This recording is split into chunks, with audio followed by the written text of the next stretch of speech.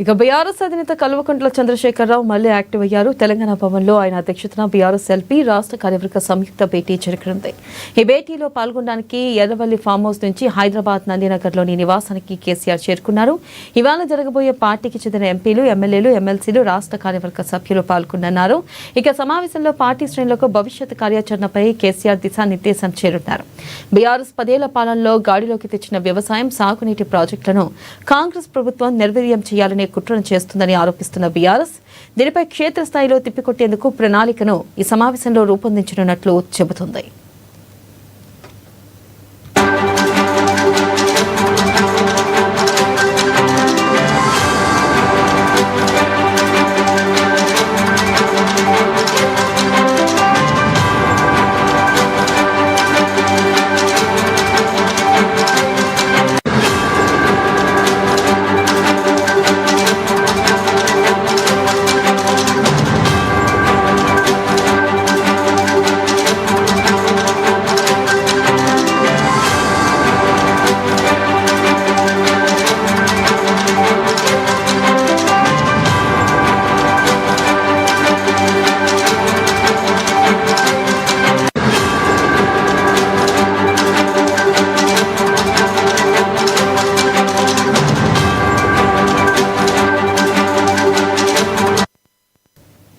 ఇక పాలమూరు రంగారెడ్డి ఎత్తిపోతల పథకానికి నీటి కేటాయింపులను తగ్గించడం, కేంద్ర రాష్ట్ర ప్రభుత్వాలు అనుసరిస్తున్న తెలంగాణ వ్యవసాయ, రైతాంగ ప్రభుత్వ వ్యతిరేక విధానాలపై సమావేశంలో చర్చించనున్నట్లు పార్టీ వర్గాలు చెబుతున్నాయి.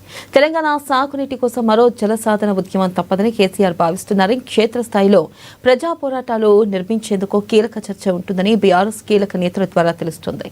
ఇక పంచాయతీ ఎన్నికల్లో అధికార కాంగ్రెస్ డౌన్ అయిందని బీఆర్ఎస్ బలంగా భావిస్తుంది. ఈ క్రమంలో ఈ భేటీని పార్టీ కీలకంగా భావిస్తుందని సమాచారం. ఇక దీనిపై మరింత సమాచారాన్ని మా ప్రతినిధి భవిత అందిస్తారు ఫోన్ లైన్ ద్వారా. భవిత చెప్పండి, ప్రధానంగా చూసుకున్నట్టయితే కేసీఆర్ ఈ సమావేశంలో ప్రధానంగా నీటి అంశంపై చర్చించే అవకాశం ఉన్నట్లుగా తెలుస్తుంది. అలాగే ప్రధానంగా కాంగ్రెస్ పై ఏ అంశాలను ఎక్కుపెట్టే అవకాశం కనిపిస్తుంది? అప్డేట్స్ ఏంటి?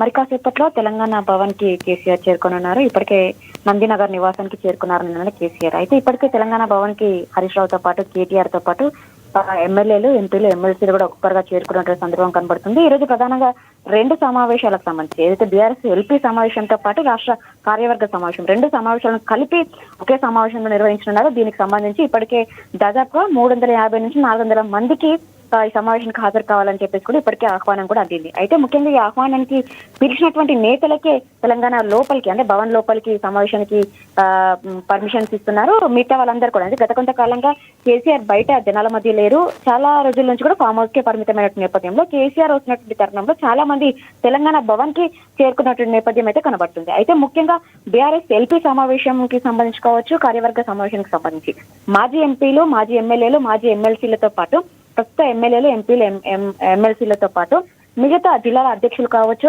కార్యవర్గంలో ఉన్నటువంటి నేతలు కావచ్చు, వీళ్ళందరికీ కూడా ఆహ్వానం అందింది. వాళ్ళందరూ కూడా ఈ సమావేశానికి హాజరు కానున్నట్టుగా తెలుస్తుంది. ఇప్పటికే చాలా మంది నేతలు తెలంగాణ భవన్ కి చేరుకున్నారు. అందులో ముఖ్యంగా హరీష్ రావుతో పాటు కేటీఆర్ కూడా తెలంగాణ భవన్ కి చేరుకున్నారు. 1:50 నిమిషాల ప్రాంతంలో కేసీఆర్ తెలంగాణ భవన్ కి చేరుకుంటారని మాత్రం ప్రస్తుతం అనుకున్నటువంటి సమాచారం. అయితే ముఖ్యంగా ముఖ్య ఉద్దేశం మనం చూసినట్లయితే దాదాపుగా 5 నుంచి 6 అంశాలు ఈ సమావేశంలో ఎజెండాగా పెట్టుకున్నప్పటికీ అందులో ప్రధానంగా 3 అంశాలే మనకు కనిపిస్తున్నాయి. అందులో ముఖ్యంగా నీటి వాటాలకు సంబంధించి, నీటి పంచాయతీ గత కొంతకాలంగా కొనసాగుతుంది.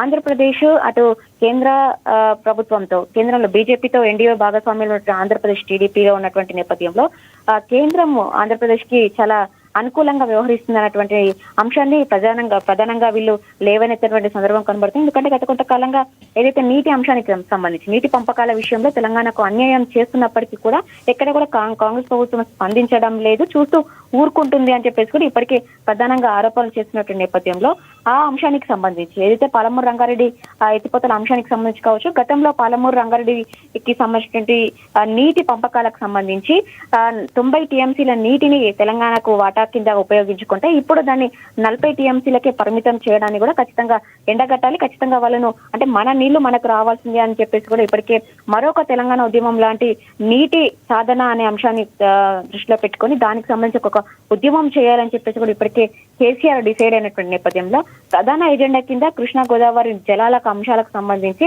తెలంగాణకు అన్యాయం జరుగుతుంది, అన్యాయం చేస్తుంటే కూడా తెలంగాణ కాంగ్రెస్ ప్రభుత్వం చూస్తూ ఊరుకుంటుంది. ఖచ్చితంగా ఇటు కేంద్ర రాష్ట్ర ప్రభుత్వాలు కావాలని చెప్పేసి తెలంగాణకు అన్యాయం చేస్తారు, నీళ్ళ దోపిడీ చేస్తారు అని చెప్పేసి కూడా ప్రధానంగా వీళ్ళు ఆరోపిస్తున్న నేపథ్యంలో గత కొంతకాలంగా ఏదైతే తెలంగాణకు సంబంధించి నీటిని తీసుకునేందుకు ఏపీ ప్రభుత్వం బనకచర్ల ప్రాజెక్ట్ ని అంటే డిజైన్ చేయాలని చేసి చూసింది. దానికి సంబంధించి ఒకవైపు ఏపీ ప్రభుత్వము తెలంగాణకు నీటి సౌకర్యం కావాల్సినటువంటి పూర్తి స్థాయిలో వినియోగించుకున్న తర్వాత సముద్రంలో కలిసేటువంటి నీటినే బనకచర్ల రూపంలో మేము ఆంధ్రాకి తరలిస్తామే తప్ప ఎక్కడ కూడా తెలంగాణకు అన్యాయం చేసే విధంగా మేము ప్రవర్తించబోమని చెప్పేసి కూడా ఏపీ ప్రభుత్వం చెప్తున్నప్పటికీ కూడా ఖచ్చితంగా బనకచర్ల ప్రాజెక్టు కడితే కనుక తెలంగాణకు పూర్తి స్థాయిలో అన్యాయం జరుగుతుంది, మరొకసారి ఎడారిగా మారిపోతుందని చెప్పేసి కూడా ప్రధానంగా ఇటు బీఆర్ఎస్ తో పాటు కాంగ్రెస్ కూడా ఆరోపణలు చేసింది. దీంతో పాటే బనకచర్లను ఖచ్చితంగా వెనక్కి తీసుకోవాల్సిందని చెప్పేసి కూడా ఇటు కేంద్ర ప్రభుత్వం పైన ఒత్తిడి తేవడం, దానికి అనుగుణంగా కూడా బనకచర్ల ప్రాజెక్టు అంటే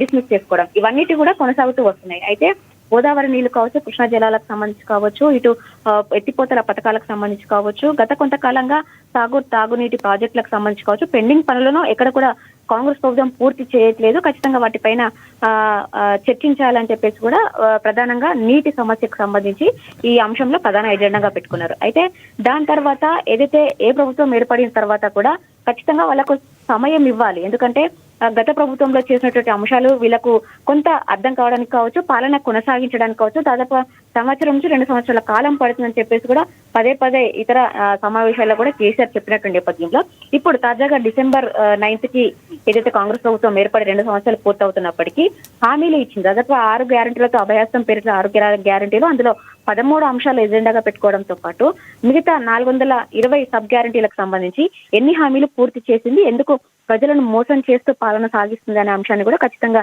ఎండగట్టడంతో పాటు దానిపైన కొంత భవిష్యత్తు కార్యాచరణకు సంబంధించి నేతలకు ఒక దిశానిర్దేశం చేసే అవకాశం ఉన్న నేపథ్యం అయితే కనబడుతుంది.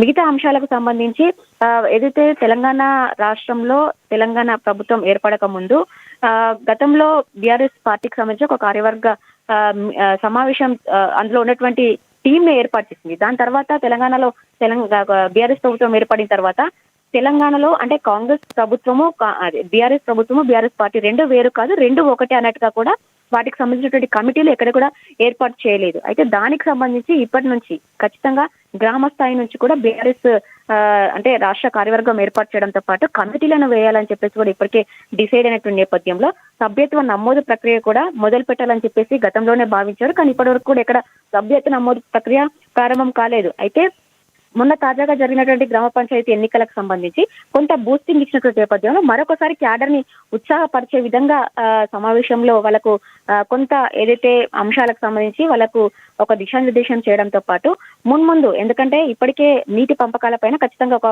భారీ బహిరంగ సభ ఏర్పాటు చేయాలని చెప్పేసి భావిస్తున్న నేపథ్యంలో అది పాలమూరు నుంచే మొదలు పెట్టాలి, ఖచ్చితంగా ఉద్యమించాలని చెప్పేసి చెప్తున్నటువంటి నేపథ్యంలో ఒకవేళ పాలమూరులో సభ నిర్వహిస్తే కనుక అది ఎప్పుడు నిర్వహిస్తారు, ఏ జిల్లాలలో సభలు ఉండబోతున్నాయి, ఖచ్చితంగా ఇప్పటి నుంచి ఒకవేళ కేసీఆర్ కనుక ప్రజల్లో ఉండాల్సి వస్తే భవిష్యత్తు కార్యాచరణ ఎలా ఉండబోతుంది అనే అంశాలకు సంబంధించి మాత్రం దిశానిర్దేశం చేసే అవకాశం కనబడుతుంది.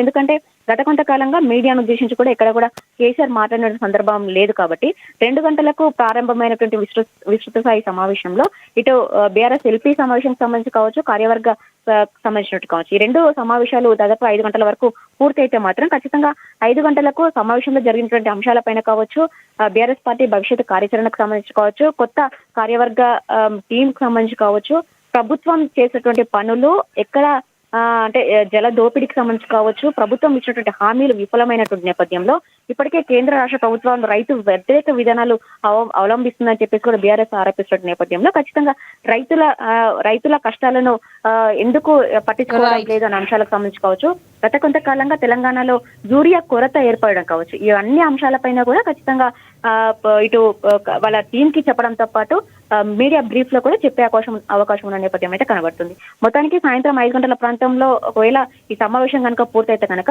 5 నుంచి 6 గంటల ప్రాంతంలో దాదాపు గంట సేపు కూడా కేసీఆర్ ప్రెస్ మీట్ పెట్టి వివరాలన్నిటి కూడా వెల్లడించే అవకాశం ఉన్న నేపథ్యం అయితే కనబడుతుంది. Thank you.